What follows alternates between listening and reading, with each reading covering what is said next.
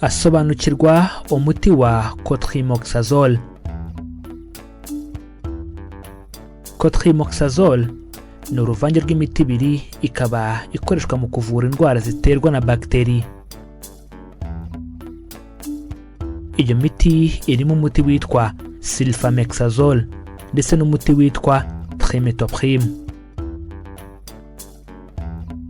Iyo urebye muri iri zina uhita ubigaragaza bitewe n'uko CO ihagarariye kombinasiyo, trim ituruka kuri trimethoprim naho oxazole iva kuri sulfametoxazole.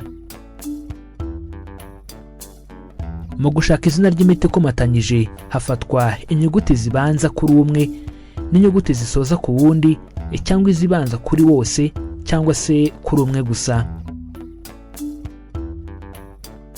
Uyu muti uvura indwara ziterwa na bagiteri uboneka mu mazina atandukanye, ariko irizwi cyane ni Bactrim, andi mazina ni Septra, Astrim ndetse na Saprima.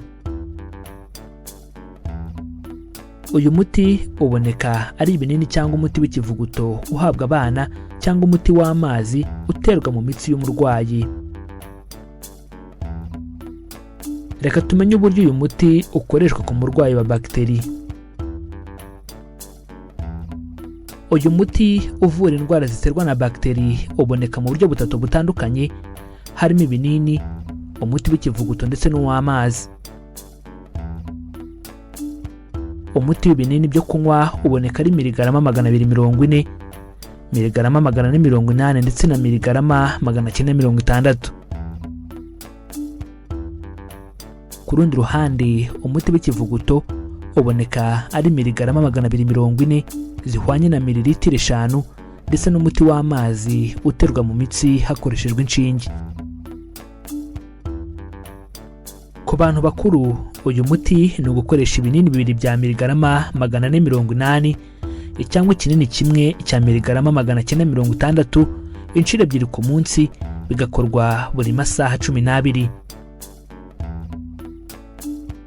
Ku rundi ruhande ariko Bactrim ndende nk'uko bakunze kuyita, ufata ikinini kimwe kimwe kabiri ku munsi. Abana hagati y'imyaka 5 n'imyaka 10 bakoresha ibinini bibiri bya miligarama 240 kabiri ku munsi, cyangwa ikinini kimwe cya miligarama 480 bigakorwa rimwe ku munsi. Abana hagati y'amezi n'imyaka 5 bitewe n'ibiro by'umwana, icyo gihe hakoreshwa miligarama 28 gukuba ibiro by'umwana, bigakorwa kabiri ku munsi, ariko akenshi bahabwa umuti w'ikivuguto. Ubwoko bw'uyu muti uterwa mu mitsi uhabwa umurwayi gusa uri mu bitaro, kandi bikaba icyemezo gifatwa na muganga wenyine.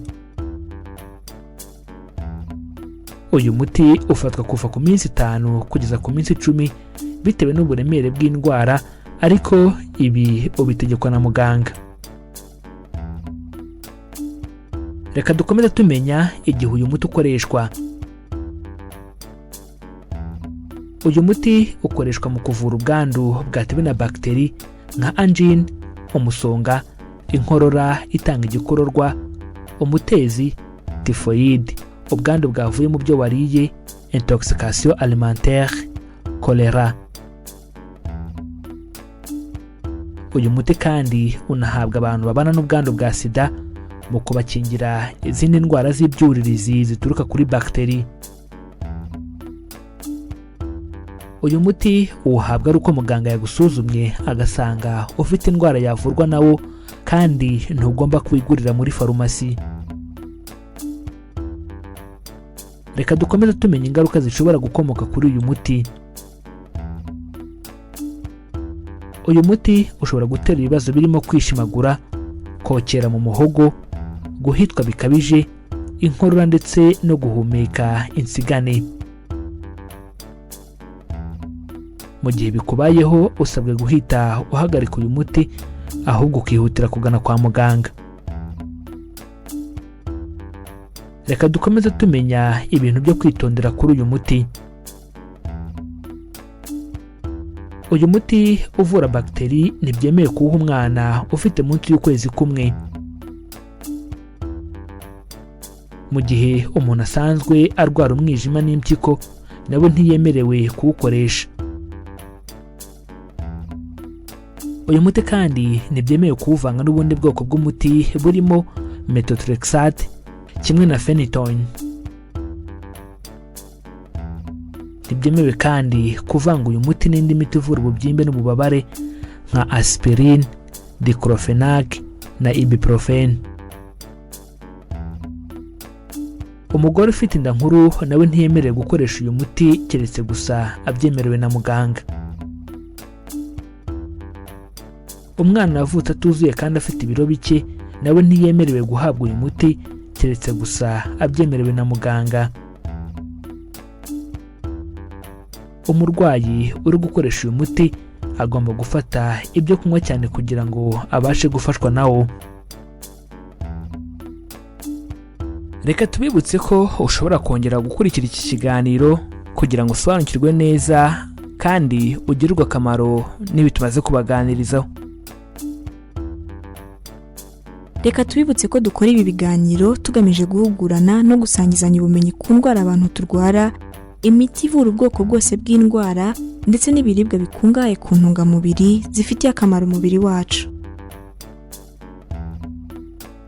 Reka dusoze mbibutsa ko baca umugani mu Kinyarwanda bagira bati abatabizi bicwa no kutabimenya. Natwe tukagira tuti abatarabimenya bicwa nuko batarakora subscribe kuri iyi channel Mizero Media ngo bamenye ko amagara ari ubukungu kandi ko kwirinda biruta kwivuza.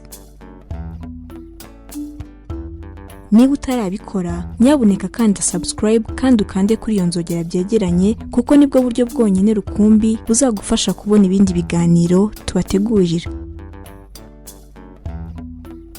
Ikindi kandi wadusanga no ku mbuga nkoranyambaga zacu zose Facebook, Instagram ndetse na Twitter, ujya hashakirwa ugashakisha Mizero Media ubundi ukadukurikira.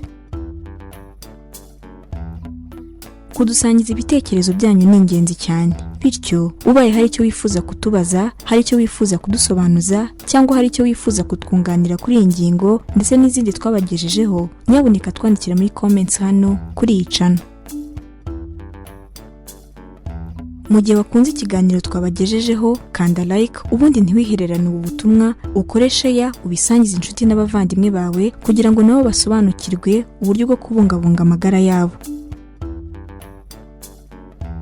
Iki ni ikiganiro amagara n'ubukungu, ikiganiro mutegurirwa na Mizero Media. Amahoro y'Imana bane namwe kandi tubifurije kwirinda mbere yo kwivuza.